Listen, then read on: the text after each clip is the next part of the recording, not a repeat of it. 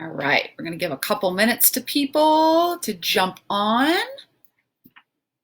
Got Straight Talk Sunday coming to you. Oh, there we go. Okay, now I think I'm live.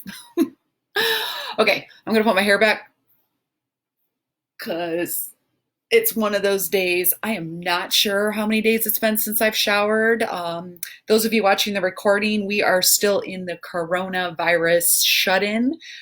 So showers and, like basic things that you usually do if you're going to go out in public are not happening as often. So I don't know how long it's been since I've showered. I don't think I smell. I mean, I can't smell myself, so I guess that's good, right? All right, we've got a great straight talk tonight, or at least I'm hoping that this message is going to be received. So let me kind of move my around here just a little bit. Go.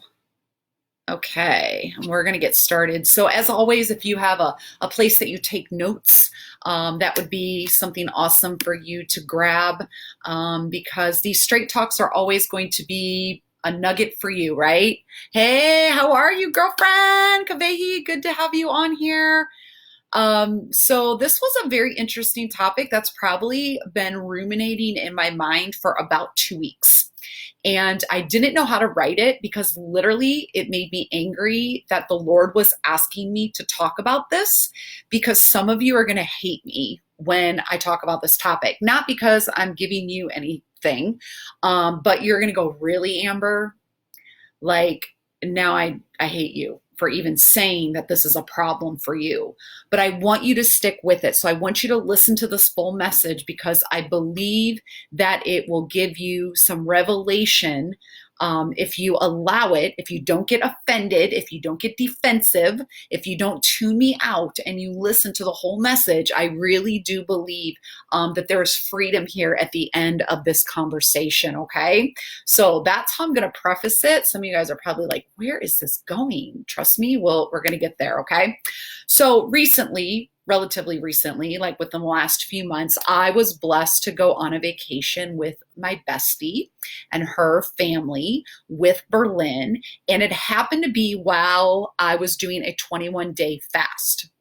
So the fast was happening a couple of weeks beforehand, and I decided to do the fast. Now, because I'm a fitness instructor, I don't do no food fast. I think even if I wasn't a fitness instructor and working out every day, I don't think that I would, or at least at this stage, do a no food fast for an extended period of time. It's just not in my wheelhouse right now. But I felt like I really wanted to do this fast. And for the first time, I wanted to do it without any connection to my flesh.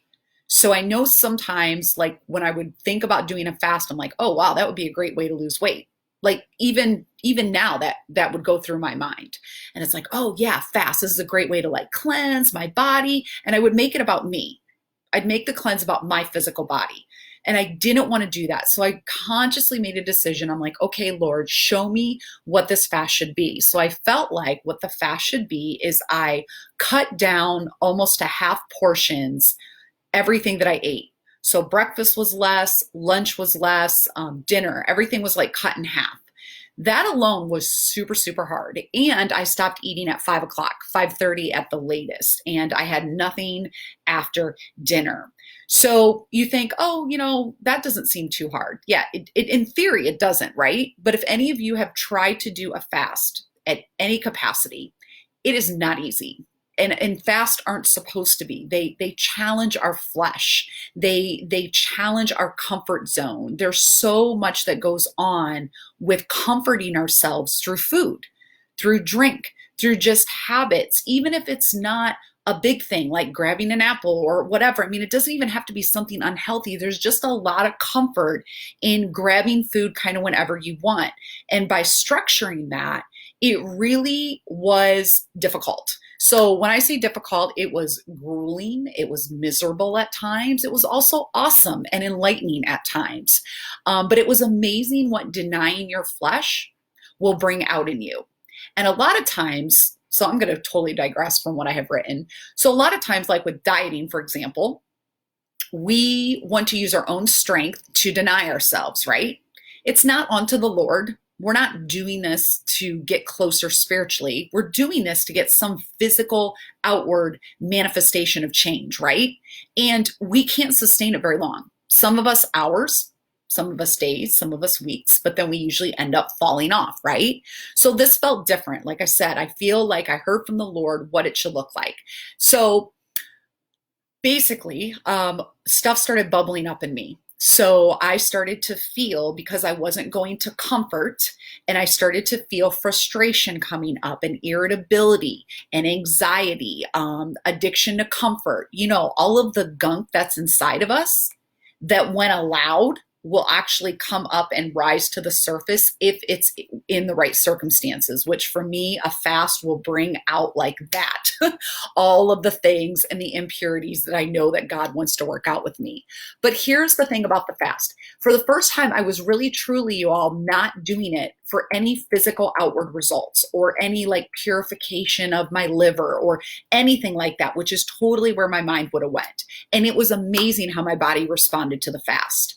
I mean, I noticed physical differences, and I don't feel like I'm in a position that I want to lose weight, that I need to lose weight, that I even would lose weight, but I felt my body physically changing. I could not believe it. My clothes were looser. My stomach was completely flat. I was seeing muscles that I have never seen before, and I was just like, holy cow.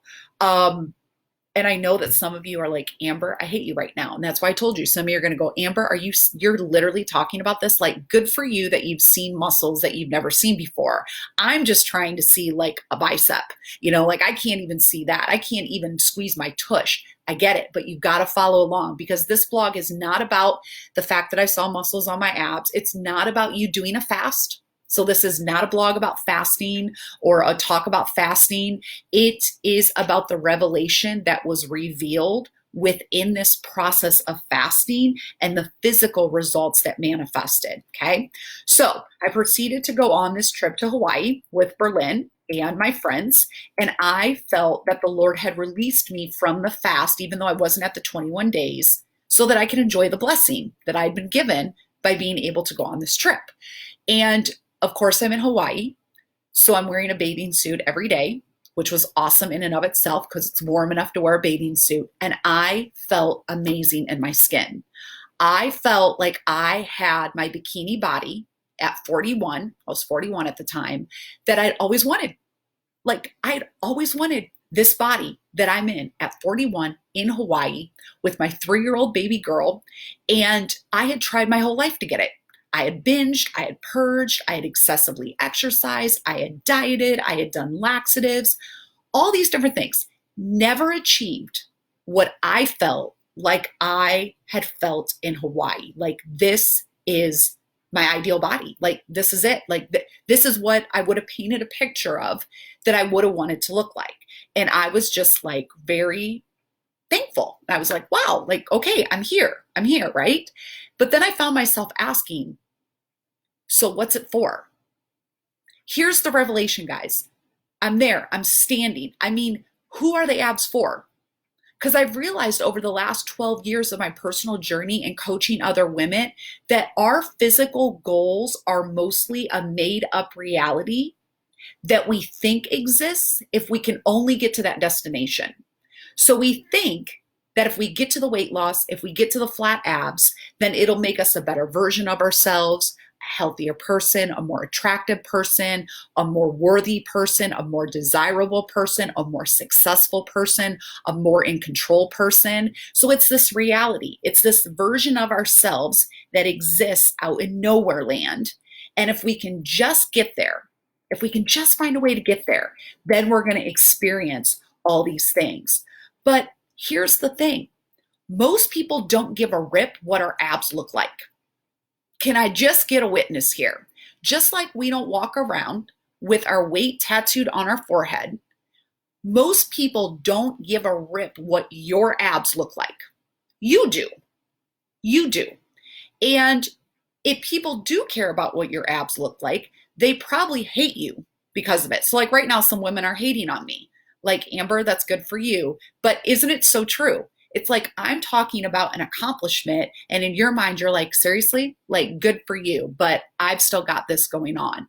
Most people judge others who have something that they desire because it reminds them of what they don't have, of their own insecurities, of their own shortcomings. And seriously, we can't deny it, ladies. It's the truth that most of us are so locked into comparison and envy as a mindset and as a behavioral pattern and just the way that we operate with other women that we may act all nicey and complimentary, like, oh, you look so great, you look whatever. But really, deep down, there's a part of us that hates them or despises them or envies them or judges them or are intimidated by them. Sad but true. So I'm going to jump around here, but hopefully it's all going to come together. So let's talk about the virus. So I'm in Hawaii, we're doing all this, but now our reality right now is we are dealing with the virus, the COVID-19. We're stuck in our homes. For many of us, it doesn't matter what we wear. It doesn't matter if we put on our face or not, unless we're going to be on a Zoom conference, right? Or a Facebook Live. We aren't out interacting in the world in our physical bodies the way that we do when things were normal. What's in our closet doesn't matter. What we wear and how we look for a dinner party isn't stressing us out, right? We aren't tormented by the thought of getting into a bikini because of the cruise that we're going on, or losing those 20 pounds because we're going to have, a reunion here in a couple of weeks. We don't have to impress the moms at school with overpriced yoga pants and, whatever, manicured nails, fresh highlights, whatever it is that we feel like we need to do to look like we have it all together. So perhaps in this unprecedented time that we're all in across the globe, that it's time for us to ask, does it really matter? And if it doesn't really matter, then what does? Does anyone else see the gift in this forced reconstructing of our lives? Like, we are forced in to reconstructing what our lives looks like. And are we getting a fresh perspective that's never been possible because of the pace that we're always running at? Some of you guys have been praying to slow down. You have been praying to be relieved from some of the things that you have committed to, that now you wish you didn't commit to. And now there's this restructuring of our lives. And it's time for us to ask ourselves, does it really matter? And if it doesn't or does, what does matter? And so here's some ahas that might be happening for you. Here's some examples. Maybe you are keenly aware of the amount of time that you and your family spend on iPhones, iPads, video games, television, electronics, in all the electronics that we have. You're becoming keenly aware of how often you pick up your phone. Like how often, how that you can't go longer than a few minutes without picking up your phone and opening and checking in and trying to connect in some way. Maybe you notice just how much random snacking and reliance on junk food that happens in your home just out of boredom, just because, not because you're hungry, not because it's time to eat, but just because. And you're becoming really keenly aware of that. You're noticing just how much that happens. You realize how out of shape you are when you walk through a little incline, right?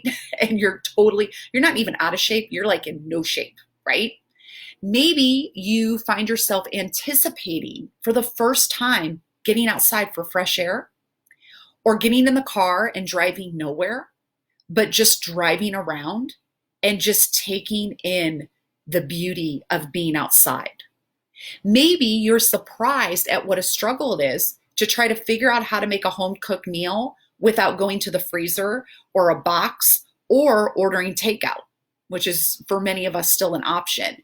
You maybe feel a desire to pray that you haven't felt for a long time, but when you fold your hands and you close your eyes, you feel silly or inadequate or really distant from God.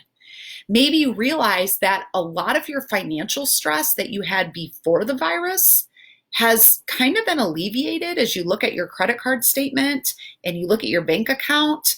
Obviously there are people that have been affected because of their jobs, but for people who haven't, they realize just how much money they've spent on things that really just didn't matter and really didn't have a lot of substance and really took up a lot of the money that you were like, we need to save. We need to do this. So maybe become aware of that. Maybe you're painstakingly aware of how difficult it is to spend time with your spouse or your kids because they're so much more irritating than what you remember. But you're spending so much time together. So things are starting to come up, right? Or maybe how disconnected you are from your spouse. So we've had an opportunity for a new normal that challenges what we have grown accustomed to. And it invites us into something, ladies. This time invites us into the process of transformation where things will never be the same. Things will never, ever, ever go back to the same. My prayer is that they don't, because for most of you, you were wishing that things were different before the virus. Now we have this thing, and it's like, this is the opportunity. What's going to be different? What's going to be restructured? What's really a priority? And so we have this opportunity where results can be more than what we ever thought they could be. Because for many of us, we had been doing the same thing over and over and over again, getting the same results, not the results we wanted, not as much as we wanted. So now we have an opportunity to do things completely different and to be transformed, to get the results that we've been asking for, and maybe more than what we've even expected. So let's go back to my abs. We're transitioning back to Amber's abs because many of you are wondering, what in the world does this have to do with your abs, Amber? Can we just get to the point? Well, when the journey was all about my abs, like all about how I wanted, and I'm choosing my abs, it could be any body part, but for me, like the abs were a nice thing that I would really had always loved to have. So when it was all about that, like that's what the goal was, that's where the achievement was, then I wanted to flaunt what I had because that was the whole point. The point was to get to the physical result so I could say, look, I got the physical result. So of course I want to flaunt it because the abs were the goal. And I would flaunt it, ladies, like back in the day, I look back at pictures, I'm like, I was flaunting stuff that I didn't even have, but I thought I had it. So I was flaunting it. It's like, whoa, I mean, I can just see the insecurity in the pictures. But anyways, it's always nice to have those reminders, right?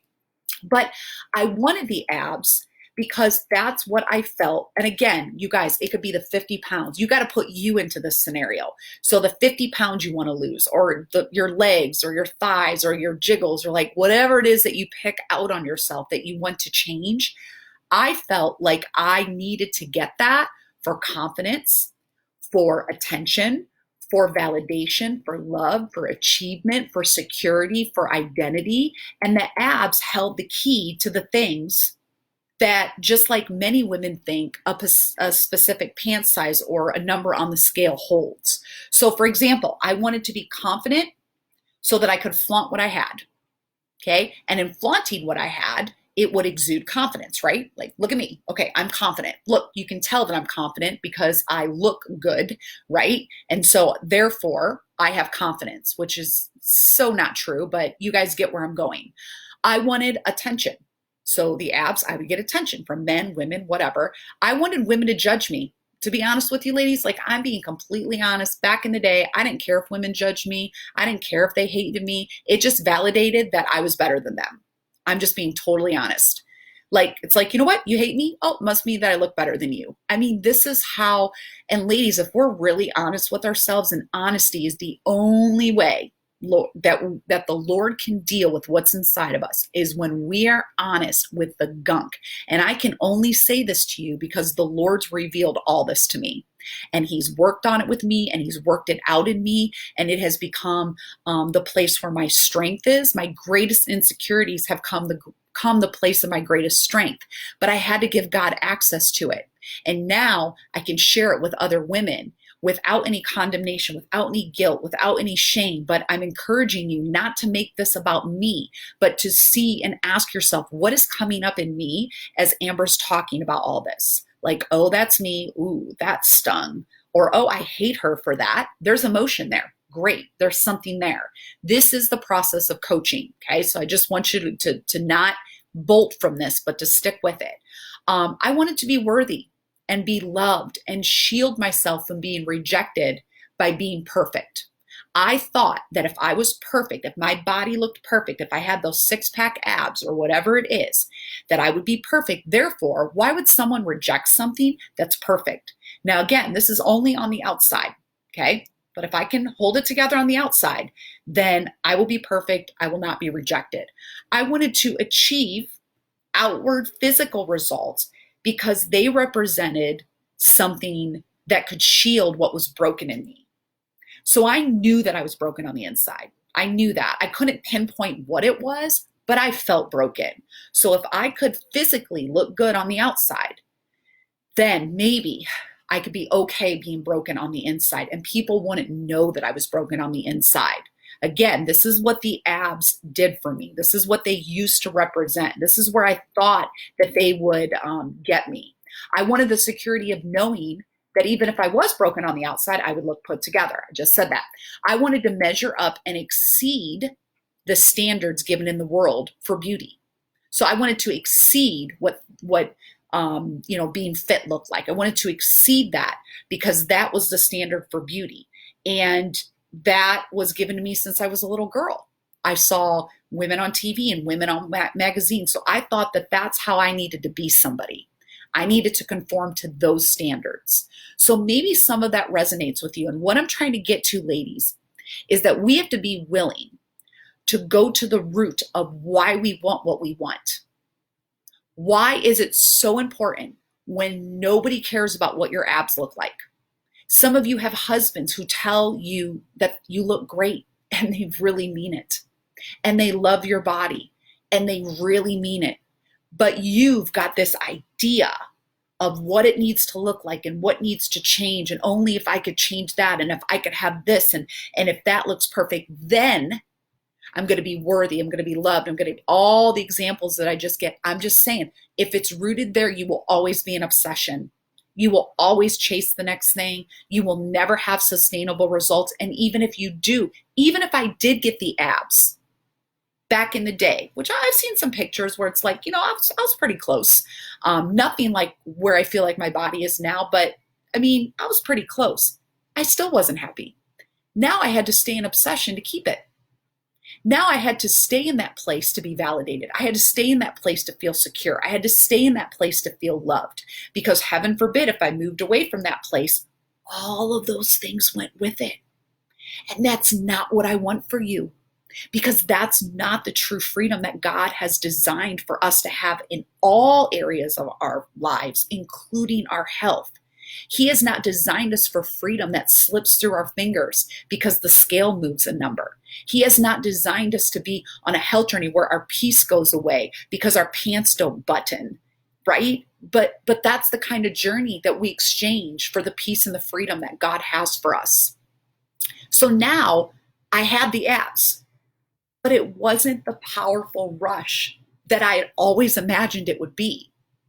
It was kind of anticlimactic, to be honest. It was so interesting to me that the very thing that I thought held the key to being the best and most acceptable me and the most lovable me and the most confident me was a sidebar to the revelation of knowing who I am with or without the six-pack abs.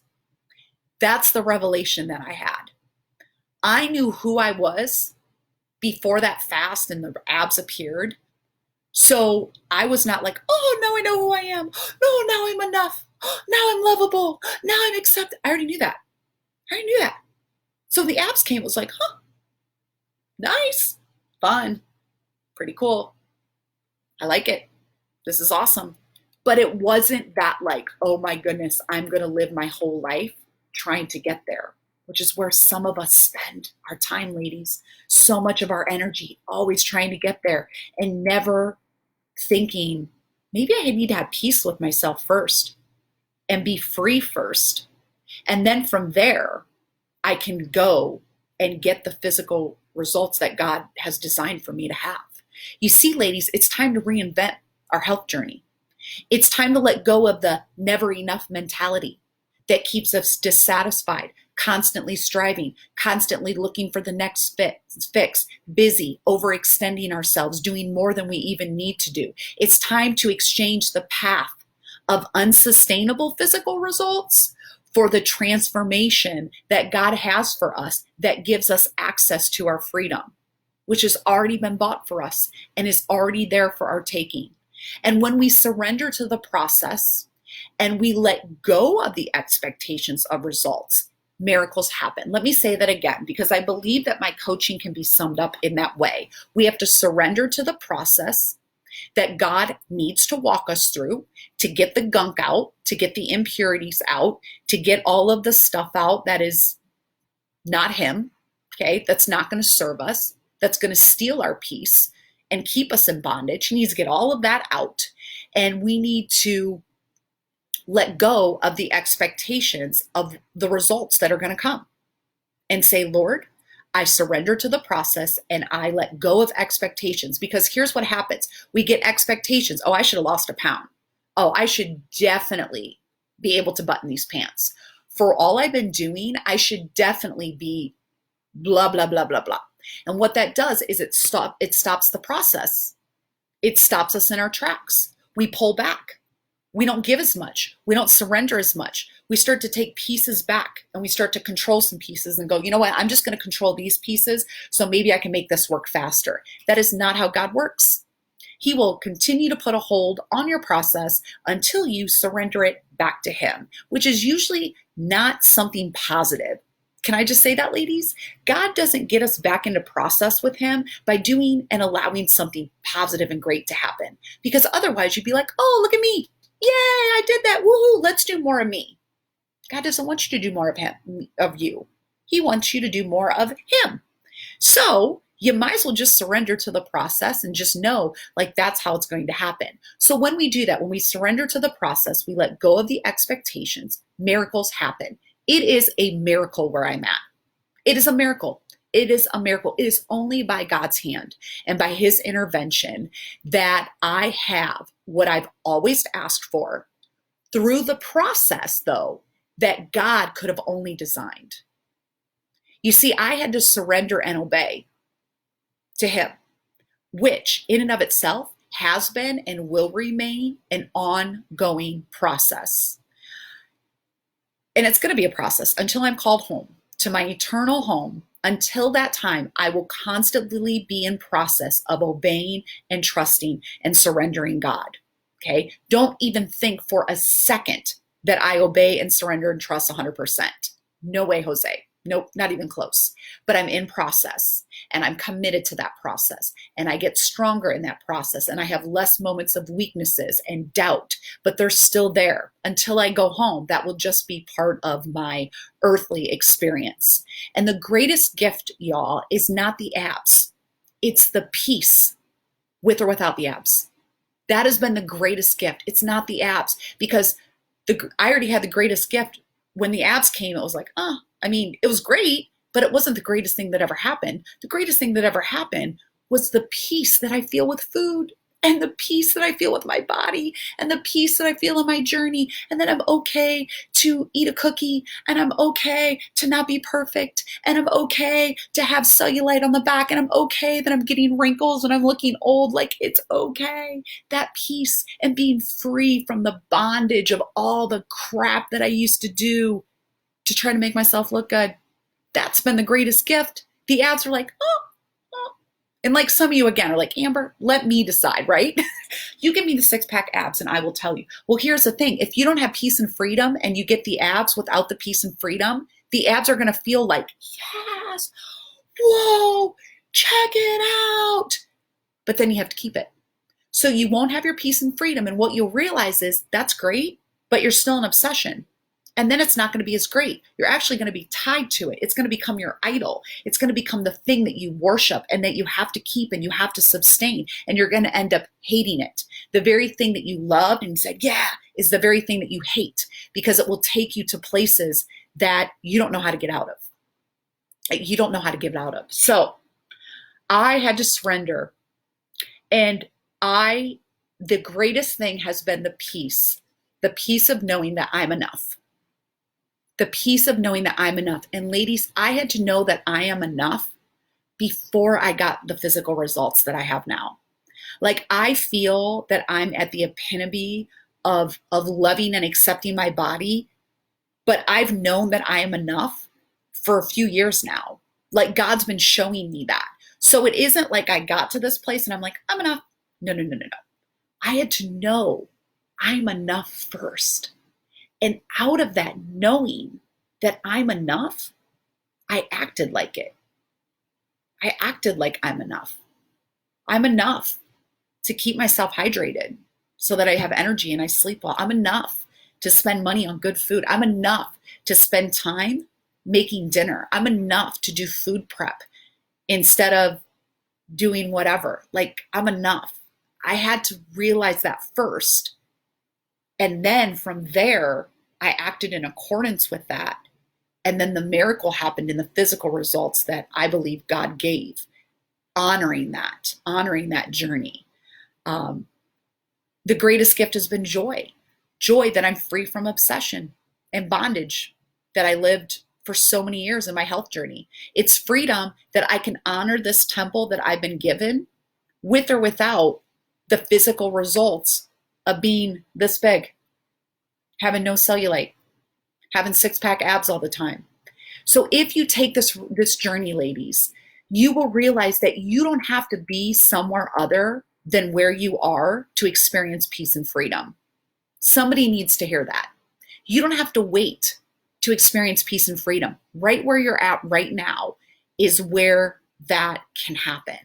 Rather, receiving your peace and freedom is what empowers you to manifest your physical results outwardly and experience what you've always hoped for. And you will see that what is seen on the outside is actually an outpouring of what has been done on the inside. And you will discover that life is about living from identity and not for identity. Living from identity, not for identity. So the Healthy Edge journey, you all, is about freedom. And I know some of you guys have been on this journey, and that's awesome. And it just keeps going, right? And you're still maybe looking for the place that you hear me talk about. And I want you to know that it's there. It is available to you. But it's also something that it manifests in stages. Like, you get pieces of it and you're like, oh, okay, yeah, there's another piece. Oh yeah, okay, I feel that. That's another piece. So the Healthy Edge journey, it's about freedom. And I've been searching for a way to sum up what the ministry of the Healthy Edge and my journey is. And here's what it is. I've come to a place where I know who I am, which is a citizen of heaven. I know my purpose, which is to do what my Father in heaven has for me to do.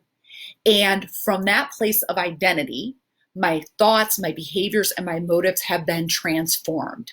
And when I lived for identity, not from identity, but when I lived for identity, I had to chase the definition of beauty as it currently is in our society. So body shape, clothes, hairstyle, possessions, I had to chase those things to find my identity in the current moment. And then it would change. Therefore, I had to change. So crazy. And because I was endlessly busy and consumed with my own motives and my own plans and being who I thought I needed to be, I blocked out God's voice and I blocked out his presence in my life. And I know now that this life is about kingdom life now. That even though we are not home, we have the opportunity to live our kingdom life here. It's not about six-pack abs or being a certain size, but that can be an earthly perk, which is great, right? But the fasting that I did with my church, it was not sustainable for me. I'm not still doing that. My abs do not look like what they did in Hawaii. And here's the thing that I love. It's so okay. It's so okay because I know now that standard of living, that rigidity, that only needs to be done unto the Lord. I do not need to live in that space so that I can have abs underneath my shirt that nobody else knows about. But as long as I have them, I'm going to feel like I'm okay and I'm going to feel confident. I don't need to live in that place. So it's been very interesting as my abs have changed, not doing the fasting, and my body's changed. This message has been coming up in me because I'm like, wow, like that was really cool. Like, I wonder what's going on. Well, I'm not doing the fasting anymore. Like, I would have to do that to maintain what I did. And I don't want to live in that place. I've let go of perfection. I've let go of needing to like count things out or whatever. I will do it unto the Lord to grow in my spiritual journey, but I am not going to do that to have a version of myself that I think represents who I need to be or who the world thinks that I need to be. So a diet is for momentary results, right? In the physical world, where fasting is done momentarily for eternal results. And I choose to live in the middle of those things where, yes, I will do things for, the fasting. That's great. And fasting has looked very different for me. I've done 1 day fast or, different fasts, like giving up tortilla chips. And I did a year fast without alcohol. And, there's all these things, but the Lord pressed them on me. It was not to get physical results. It was to get spiritual growth, which happened to manifest into physical results. So this is a whole lot of stuff, guys, but like I said, this message has been brewing in me, and there is something for you to take. Those of you that have been questioning, like, should I take the Healthy Edge journey? Should I not? Like, I listened to Amber. She like really hits on some things, but I'm not too sure. And the fear comes up, or their doubt comes up. If this message resonated with you, like, this is what the journey is. This is what the journey is. It is different. It is not normal. It is not anything that you've experienced before. It is ongoing. There are many levels to it. There's many layers to it. You just don't go through the 8-course program and like, boom, I'm done. You got to keep going, and you got to keep digging, and you got to keep seeking and asking. And the Lord, He will give to you. He will bring stuff up, but it will not be your way. Your way doesn't exist anymore. Our old way doesn't exist anymore. The world around us shows us that God is pressing His way. Things are going to be done His way. So this is an opportunity for you to come into a place that helps you to let go of the structure that you've put around losing weight and getting healthy, and to really invite God into this area, because He does want to be part of it. But it's not going to be for 6-pack abs. I'm not going to say He's not going to give it to you, because look at me at 41. I've been trying since I've been 16. 23 was when my bulimia started. Like, I've been trying for years to get to that place. And it's almost like He's like, Amber, my daughter, you did it my way. And here you go. Here's a blessing. But the blessing is great. But I'm so more thankful that I know my Father, and I know His love, and I know His provision, and He's never going to leave me. He's never going to forsake me, that everything He does is for my good, that everything He does is to build me up, not tear me down. Like, I'm so much more thankful that I know that than the 6-pack abs. But I will say that I have the picture on my refrigerator because it's kind of nice. But I may never get back there. But I'm okay with it. All right, ladies, I hope that this blessed you. Reach out to a free coaching session with me. Reach out. Let's get on my schedule. If you've talked to me before and you're like, Amber, this is my time, in this time where I have more space to go on a journey, like I'm ready for one-on-one, I'm ready for group, whatever that looks like, reach out to me. Let's find out what that is for you. But I just want to bless you and let you know we are all in this together, but God is doing something collectively with all of us, but He's also doing something individually in each and every one of us. So dig in and press in and ask God, what is that? And He will give you the answer. Okay? Love you guys.